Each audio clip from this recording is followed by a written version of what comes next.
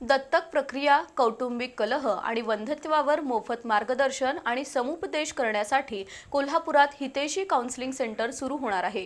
विद्या प्रबोधिनीमध्ये सुरू होणाऱ्या या सेंटरद्वारे अनुभवी डॉक्टर आणि कुशल समुपदेशकांमार्फत मार्गदर्शन केलं जाईल। या सेंटरचं उद्घाटन 30 मे रोजी होणार असल्याची माहिती राहुल चिकोडे आणि वृंदा सलगर यांनी पत्रकार परिषदेत दिली।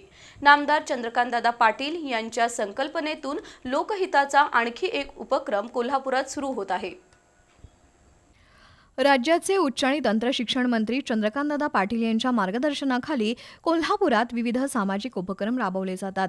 30 मे पासून कोल्हापुरात हितैषी काउन्सिलिंग सेंटर सुरू होणार असल्याची माहिती राहुल चिकोडे यांनी पत्रकारांशी बोलताना दिली। समाजातील बदलते मतप्रवाह आणि जीवनशैली यांचा अभ्यास करून या सेंटरद्वारे सल्ला आणि समुपदेशन दिलं जाणार आहे। ज्या दाम्पत्यांना मूल दत्तक घ्यायचं असतं त्यांना दत्तक प्रक्रियेतील किचकट अटी आणि प्रक्रियेचा सामना करावा लागतो। अशावेळी दत्तक प्रक्रियेबाबत योग्य आणि कायदेशीर माहिती या सेंटरमधून दिली जाईल। तसंच वंध्यत्व निवारणासाठी तज्ज्ञ डॉक्टरांचं मार्गदर्शन असेल। शिवाय कौटुंबिक कलह निवारणासाठी समुपदेशन केलं जाईल। कोल्हापुरातील शाहूपुरीमधील विद्या प्रबोधिनीमध्ये हितैषी केंद्र सुरू होणार असून 30 मे रोजी दुपारी 4 वाजता नामदार चंद्रकांतदादा पाटील यांच्या हस्ते या सेंटरचं औपचारिक उद्घाटन होईल।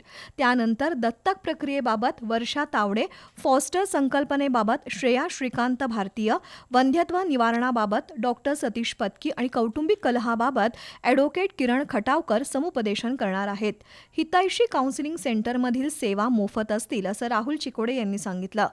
पत्रकार परिषदेला शिवानी निंबाळकर, नितीन कामत, राजकुमार पाटील, अमित लवटे उपस्थित होते।